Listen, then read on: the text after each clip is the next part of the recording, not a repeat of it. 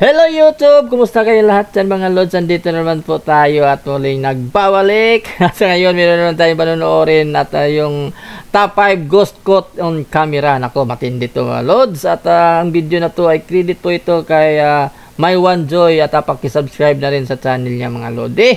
So bago natin ito umpisan mga Lods, ako muna ay mag-shoutout. No? Shoutout muna kay Ma'am Lynn Campbell, shout out sa iyo Lods, at shout out din po kay Phoenix Taiwan, shout out Lods, shout out din po kay Sheila Ghost 21 Lodi, shout out po sa iyo at kumusta, at shout out na rin po kay Nonato Pedernal, shout out Lods, at shout out na rin po kay DJA Mix Vlog, shout out Lods, at shout out sa lahat na makapanood ng video na to, no?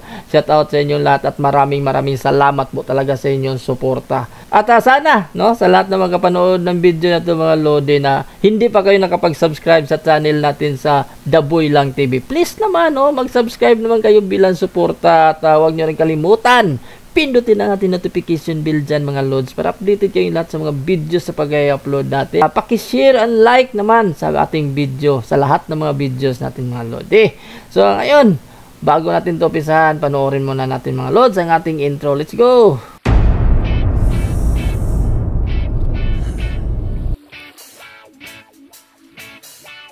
Number 5. Who knows? But the shadow in that video is pretty compelling. Was it negative energy? A ghost? A ghost cat? It seems like something was there. Though IDK is an... Ibang klase ito mga Lods. Meron talagang parang pumapasok sa dandahan sa loob na to, sa kwarto na to mga Lods. Kaya pala yung pusa panay tingin banda doon. Ibang klase ito na. Acceptable answer as well. Regardless, according to the owner of the cats, both of them attempted to sprint out the front door as soon as they got home from their vacation. Clearly, there were some bad things, at least in the minds of the cats, hanging around the... Gumalaw talaga yung misa mga Lods, gumalaw. Ibang klase ito, talagang andyan yung multo na yan sa loob na yan. Kung anong entity yan, hindi natin alam, pero kitang-kita natin, no? Kanina dandahan na pumasok at pinagalaw niya yung misa na yan. Ibang klase mga Lodi. House. Ayun! Sumara na naman. Putik-til. Sinara yung pinto mga Lods. Ibang klase to. Grabe. Number 4. A creepy video of a baby eerily bouncing on the rail of his cot has gone viral, sparking viewers to question the authenticity of the footage. A night vision nanny cam recorded the toddler wailing in his bed as he stood up and began to climb up the side of his cot. Tingnan nyo, parang may humawak sa kanya at gusto niyang magpakuha. Diba? Tingnan nyo, yung aksyon ng bata na yan. Ako, ibang klase itong bahay na to. Baby Connor hauled himself on the railing and balanced. Oh. Diba? Oh.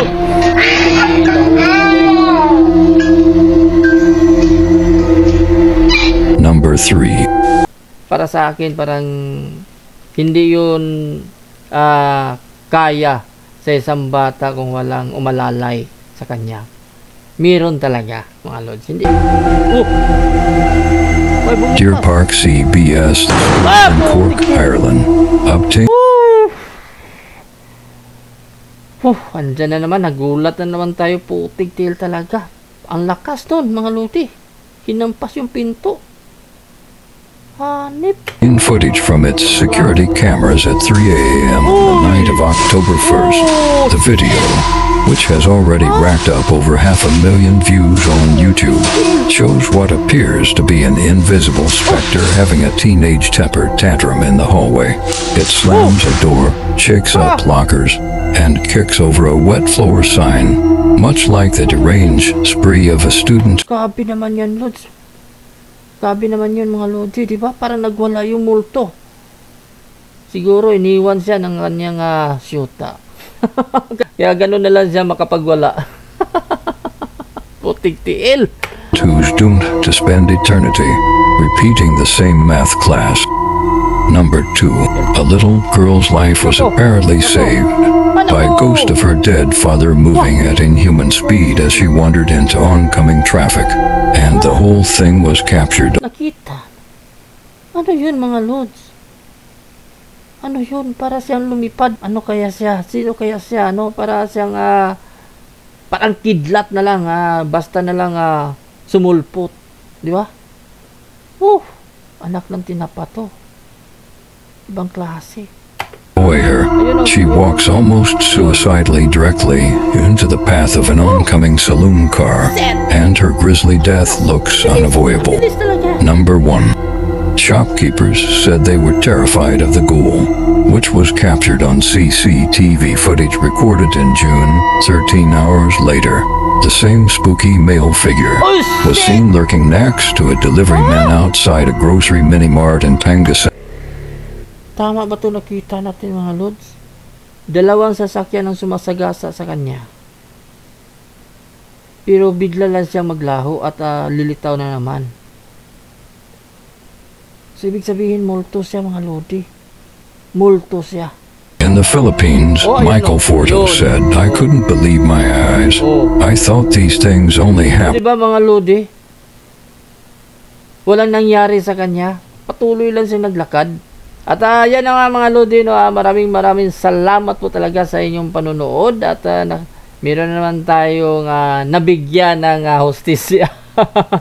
Pero yun na nga, no, kakaiba talagang masabi natin na tunay yung mga pangyayari. At yan na nga, bahala na kayong humusga at maraming salamat po talaga sa inyong lahat, sa inyong suporta, sa inyong panonood. Sa mga lodi, maraming salamat po talaga sa inyong lahat at God bless us all. Peace out.